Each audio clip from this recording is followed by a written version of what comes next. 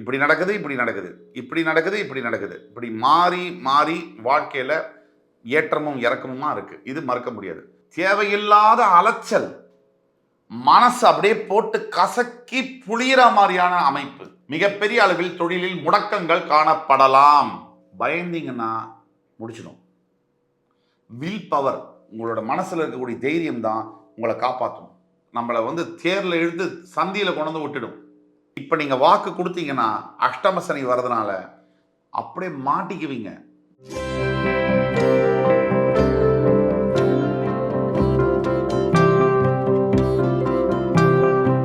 வணக்கம். வக்ரதுண்ட மகாகாய சூரிய கோடி சமப்பிரபக அபிக்னம் குருமே தேவ சர்வகாரியேஷு சர்வதா. தென்னாட்டுடைய சிவனே போற்றி, என் நாட்டவர்க்கும் இறைவா போற்றி.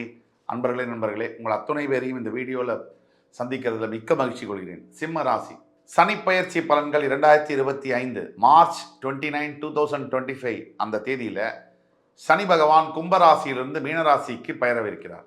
இந்த பயிற்சி பலனானது சிம்ம ராசிக்கு எப்படி இருக்கு அப்படிங்கிறத பற்றி பார்ப்போம்.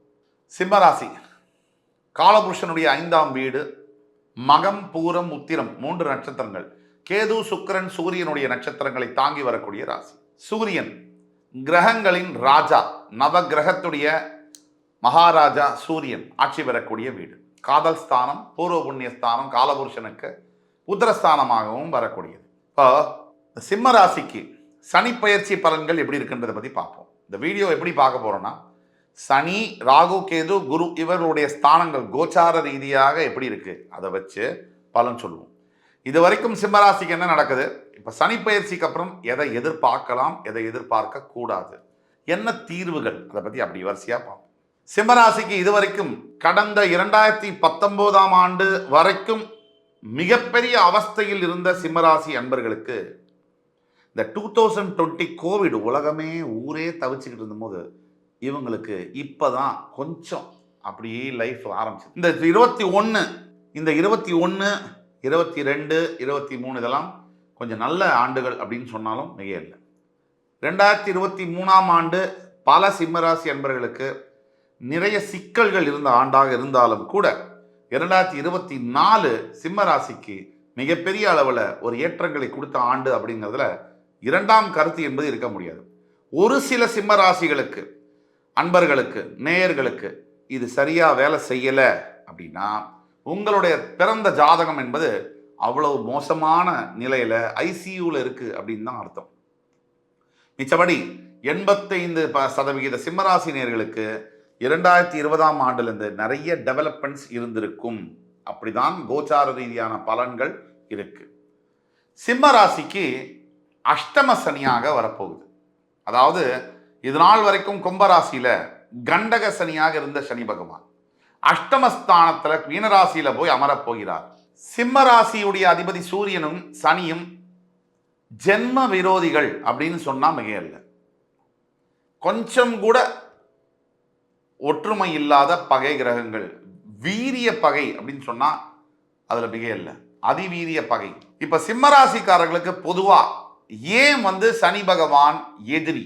தத்துவப்படி ஜோதிட சாஸ்திரத்துல சிம்மராசியுடைய அதிபதன் சூரியன் என்பவர் ஒளி தத்துவத்தை குறிப்பவர்.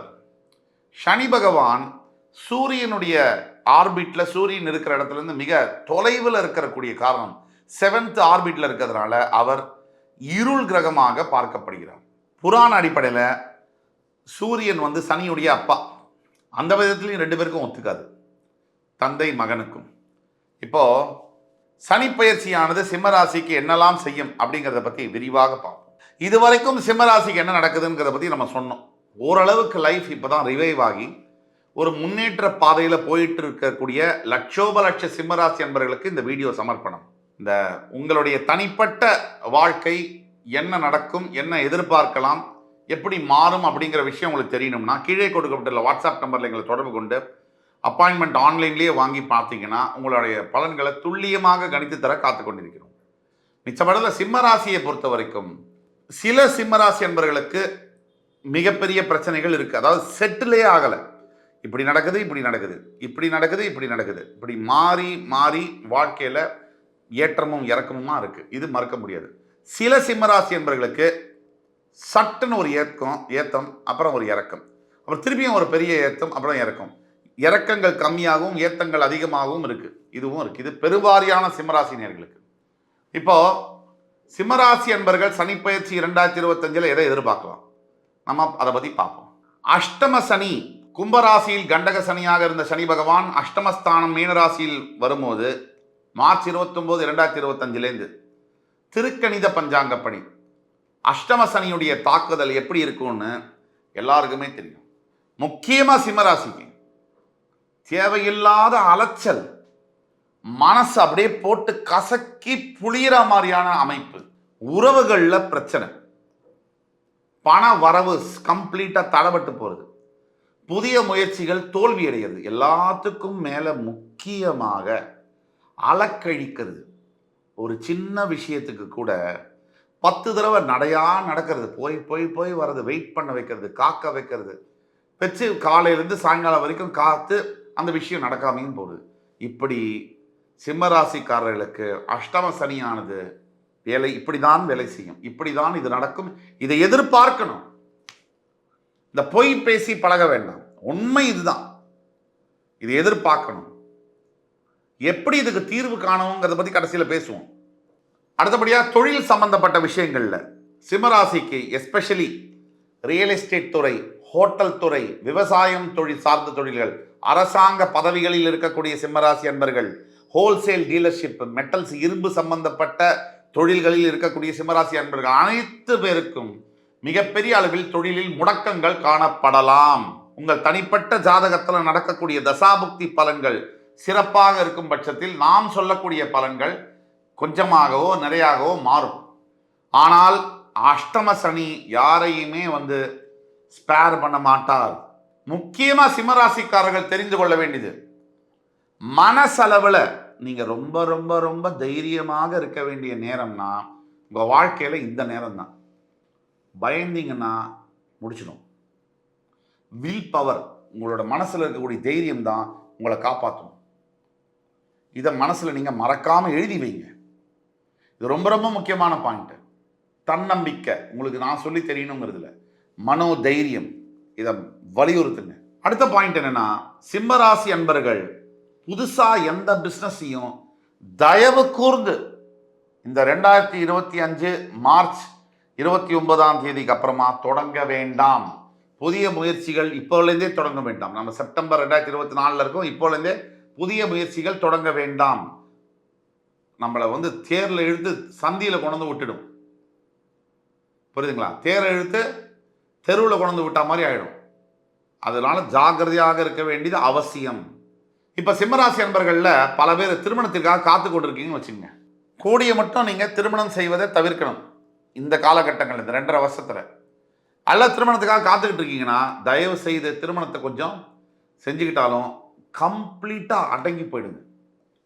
அது வாழ்க்கை முழுக்க எப்படியும் திருமணம் செஞ்சா அடங்கி தான் போகணும். முக்கியமா பெண்கள் சிம்மராசியா இருக்கக்கூடிய பட்சத்துல உங்களுக்கு எதெல்லாம் பிடிக்காது அதெல்லாம் உங்களுடைய கணவர்மார்கள் செய்வாங்க. ஆண்கள் சிம்மராசியா இருக்கிற பட்சத்துல உங்களுடைய மனைவிமார்கள் உங்களுடைய மூளையை அப்படியே பிரிச்சு தின்னுடுவாங்க. நீங்க அனுசரிச்சு தான் போகணும். முதல்ல 7.5 சனி, அஷ்டம சனி, இப்ப சிம்மராசிக்கு அஷ்டம சனி வருதுன்னா எதெல்லாம் நம்ம எதிர்பார்க்கணும் அப்படிங்கிறத நம்ம மனசுல முதல்ல செட் பண்ணிக்கணும். சூப்பரா நடக்கும், அப்படி நடக்கும், இப்படி நடக்கும்னா நடக்காது. மனசை முதல்ல ரெடி பண்ணிக்கணும். அப்பதான் பிரச்சனைகளை சமாளிக்க முடியும். தைரியமாகவும் நிம்மதியாகவும் பொறுமையாகவும் இருக்கும். இந்த பிரச்சனைகளுக்கு தீர்வு உண்டு, அதை பத்தி பார்ப்போம். அடுத்தபடியாக சிம்மராசி என்பர்கள் நீங்க எதிர்பார்ப்பை குறைச்சிக்கணும்னு இப்பதான் சொன்னேன். அதே மாதிரி பணம் கொடுக்கறதுல வாங்கறதுல ஹைலி காஷியஸா இருக்கணும். நீங்க யாருக்காவது இப்ப பணம் கொடுத்தீங்கன்னா கங்கா ஜலத்துல கொண்டு போய் போடுறதா நினைச்சு கொடுத்துருங்க. திருப்பி அவங்க கொடுப்பாங்கன்னு நினைச்சு கொடுக்காதீங்க. நட்பு முறியும், உறவு முறியும். அதே மாதிரி நீங்க யாருக்காவது வாக்கு கொடுக்குறீங்க, சிம்மராசியை பொறுத்த வரைக்கும் சும்மாவே நீங்க வாக்கு கொடுத்துருவீங்க. நான் அதெல்லாம் பண்ணிடுவேன், எனக்கு அதெல்லாம் ஈஸி, எனக்கு அதெல்லாம் ஒரு விஷயமே இல்லை அப்படின்னு வாக்கு கொடுப்பீங்க. இப்ப நீங்க வாக்கு கொடுத்தீங்கன்னா அஷ்டம சனி வர்றதுனால அப்படியே மாட்டிக்குவீங்க, லாக் ஆயிடுவீங்க.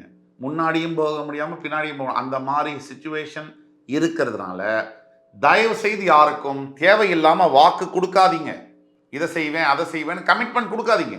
நான் சொல்லி தான் உங்களுக்கு தெரியணுங்கிறதுல உங்களோட பலம் என்ன அப்படிங்கிறது சிம்மராசிக்கு நல்லாவே தெரியும். அதோட முக்கியமானது இப்ப என்னன்னா, உங்களோட பலவீனத்தை நீங்க தெரிஞ்சுக்கணும். ரொம்ப டீப்பா சொல்றேன். உங்களோட பலவீனம் என்னங்கிறத நீங்க தெரிஞ்சுக்கணும். பலம் என்பது எல்லாருக்கும் தெரியும், உங்களுக்கும் தெரியும். உங்களோட பலவீனத்தை தெரிஞ்சு அந்த பலவீனத்தை நீங்க கண்ட்ரோல் பண்ணிக்கணும், ஹைடு பண்ணி வச்சுக்கணும், மறைக்கணும், ஜாகிரதையா ஹேண்டில் பண்ணணும். பொறுமை தான் உங்களுடைய மிகச்சிறந்த ஆயுதம். சகிப்புத்தன்மை தான் உங்களுடைய மகுடம். இப்போலேருந்து இந்த அஷ்டம சனி காலகட்டத்தில், இந்த அஷ்டம சனி 2.5 வருஷத்துல என்ன நடக்கும் சார்? என்ன சனி போண்டியாக்கி இன்சால்வெண்ட் ஆக்கி தெருவில் நிறுத்திடுவாரா? சத்தியமா இல்லை. கணவன் மனைவி பிரிஞ்சு, குடும்பமா பிரிஞ்சு விவாகரத்தாயிருமா? சத்தியமா இல்லை. வேலையெல்லாம் இழந்து பணப்பிரச்சனையில தெருவுக்கே வந்துருவேனா? கண்டிப்பா இல்லை. இப்போ என்னதான் நடக்கும்? உங்கள் மனம் பக்குவப்படும். அனுபவத்தினால் உங்கள் மனம் மிகப்பெரிய அளவில் மெச்சூரிட்டி அடையும். சிம்மராசிக்கு மெச்சூரிட்டிக்கும் சம்மந்தம் கிடையாது. பொதுவாகவே சிம்மராசியில் இருக்கக்கூடிய தான் எல்லாம் நினைக்கக்கூடிய மனப்பான்மை பிறவிலேயே இருக்கும். மனம் என்பது பக்குவப்படும். மனம் என்பது இந்த அனுபவங்களின் மூலியமாக முதிர்ச்சி அடையும் அப்படிங்கிறது நம்பலாம். அதே மாதிரி சிம்மராசி என்பர்கள் நல்லா நீங்க அப்ராடு போய் படிக்கணும், வேலை செய்யணும், கல்யாணம் பண்ணிக்கணும், குடும்பம் நடத்தணும். இதுதான் சரியான நேரம். ஊரை விட்டே ஓடிடுங்க. முடிஞ்ச வரைக்கும் அப்ராடு யார் யாருக்கு ப்ராசஸ் பண்ணிட்டு இருக்கீங்களோ, அப்ராட்ல போய் செட்டில் ஆகணும், படிக்கணும், வேலை செய்யணுங்கிற ஆசை யாருக்கு இருக்கோ, இப்போ ப்ராசஸ் பண்ணி கடலை தாண்டி போனீங்கன்னா இந்த எஃபெக்ட்ல பாதி கம்மியாயிடும். ஓரளவுக்கு உங்களுக்கு வாழ்க்கையில் நிம்மதியும் சந்தோஷமும் மிஞ்சும். இது உண்மையான விஷயம். அது வேணுமட்டே நான் என் உடம்புல புலி மாதிரி கோடு போட்டுக்கணும் அப்படி இல்லை. உங்களோட படிப்பு சம்பந்தப்பட்ட, உண்மையிலேயே உங்களுக்கு கல்வி சம்பந்தப்பட்ட, உங்களுடைய வேலை சம்பந்தப்பட்ட, உங்களுடைய திருமணம் சம்பந்தப்பட்ட அப்ராட்ல ஒரு ஆப்பர்ச்சுனிட்டி இருக்கு, ஒரு ஆப்ஷன் இருக்குன்னா அதை பர்சீவ் பண்ணுங்க. சிம்ம ராசியை பொறுத்த வரைக்கும் இந்த 7.5 சனியானது முதல்ல உங்களுக்கு கொடுக்க வெயிட் பண்ணது அவமானங்கள். முதல் பாயிண்ட். இந்த அவமானங்கள் வரும்போது மனசு நொந்து, சிம்மராசி நார்மலாகவே ஏதாவது சின்ன விஷயம்னாலே மனசு அப்படி நொறுங்கிடுவீங்க. இந்த அவமானங்கள்னால மனசு நொறுகாமல் இருக்கிறதுக்கு நான் சில விஷயங்கள் இந்த வீடியோ கடைசியில் சொல்கிறேன், பாருங்கள். 2, பணம் பெரிய அளவில் இழக்கிறது. ரொம்ப ஜாகிரதையாக இன்வெஸ்ட்மெண்ட்டு, கடன் கொடுக்கறது, பார்க்கறது, போக்குறதுலாம் ஜாகிரதையாக இருக்கணும். 3, உடல் ஆரோக்கியம், ஹெல்த்தை கவனமாக பார்த்துக்கணும். சிம்மராசிக்கு ஹெல்த்தை பற்றி கேரே கிடையாது. அது ஏதோ தெய்வ புண்ணியத்தில் ஓடிக்கிட்டு இருக்கு, அந்த மாதிரி இல்லை. ஹெல்த்தை ரொம்ப ஜாகிரதையாக பார்த்துக்கணும். 4, விபத்துகளை தவிர்க்க வேண்டும். வேகமாக போகிறேன், 2 வீலரில் போகிறேன், லாங் டிஸ்டன்ஸ் போகிறேன், காரில் லாங் டிஸ்டன்ஸ் ட்ராவல் பண்ணுறேன், தயவுசெய்து தவிர்க்க வேண்டும். 5, அவசரப்படுறது. அவசரப்பட்டு ஒரு முடிவு எடுக்கிறது, அவசரப்பட்டு பேசுறது. இதை நீங்கள் உடனே விடணும், இல்லைன்னா அதோட விளைவுகள் ரொம்ப மோசமாக இருக்கக்கூடிய காரணத்தினால. அஷ்டம சனியில் நம்ம என்ன பெரிய ஒரு மாளிகை கட்டும், அரசன் ஆகிடுவோம் நான் எதிர்பார்க்க முடியும்? அஷ்டம சனினா அஷ்டம சனி தான், இதைத்தான் எதிர்பார்க்கணும். ஆனால் இதில் எப்படி இதை கம்மி பண்ணி குறைச்சி வாழ்க்கையில் ப்ராக்ரஸை ஏற்படுத்திக்கணும் அப்படிங்கிறத பற்றி தான் நம்ம பேசுகிறோம். ஸோ இதுக்கெல்லாம் தீர்வு என்னன்னா, முதல் தீர்வு கண்டிப்பாக திருநள்ளாறில் இருக்கக்கூடிய தர்பாரண்யேஸ்வரர் நலத்தீர்த்தத்தில் குளித்து சுவாமியை தரிசனம் பண்ணி, அபிஷேகம் பண்ணி, கோலை மலர்களால் அவருக்கு ஆராதனை பண்ணி, வெளியில் உங்களால் முடிஞ்ச உணவையும் ஆடையையும் தானமாக கொடுக்கும்போது பெரும் அளவில் இந்த அஷ்டம சனியுடைய தாக்குதலில் இருந்து தப்ப முடியும். 2, இந்த காலகட்டத்தில் சனீஸ்வரன் பகவானுடைய காயத்ரி மந்திரம் என்பது ரொம்ப ரொம்ப தாரக மந்திரம். ஓம் காகத்வஜாய வித்மஹி கட்கஹஸ்தாய தீமஹி தன்னோ மந்த பிரஜோதயாக. இந்த மந்திரத்தை 108 முறை தினமும் ஜபம் செய்யணும். 3, 10 வயதுக்குட்பட்ட குழந்தைகளுக்கு படிப்பிற்காக தானம் செய்வது, தர்மம் செய்வது, படிப்பு செலவை மொத்தமாக ஏற்றுக்கிறது, அவரவர் வசதிக்கேற்ப உணவு, ஆடைகள் போன்ற விஷயங்களை ஏழை எளியோர் மக்களுக்கு கொடுப்பது, ஹெல்ப் பண்ணுவது, வாலண்டரி சர்வீஸ் பண்ணுவது, முதியவர்களுக்கு பணி செய்வது, இந்த மாதிரி போன்ற விஷயங்கள்னால மட்டுமே தான் உங்களை நீங்கள் காப்பாற்றிக்க முடியுமே தவிர வேற எந்த ஒரு உங்களை படிப்பாலேயோ, உங்களோட பதவியாலேயோ, பணத்தாலேயோ உங்களை யாருமே காப்பாற்ற முடியாது. தெய்வத்துடைய விஷயம், இறைவனுடைய விஷயம், தர்மத்துக்கு மட்டும்தான் இறைவன் கட்டுப்பட்டவராக மாறுகிறாரே தவிர வேறு எதற்கும் அல்ல. தர்மம் தலை காக்கும் என்று கூறி என் உயிரினும் மேலான அன்பு சிம்மராசி நேயர்களே, உங்களை எல்லாம் மறுபடி சந்திக்கும் வரை உங்களிடமிருந்து விடைபெறுவது உங்கள் சுபாஷ் பாலகிருஷ்ணன். நன்றி, வணக்கம், வாழ்க வளமுடன்.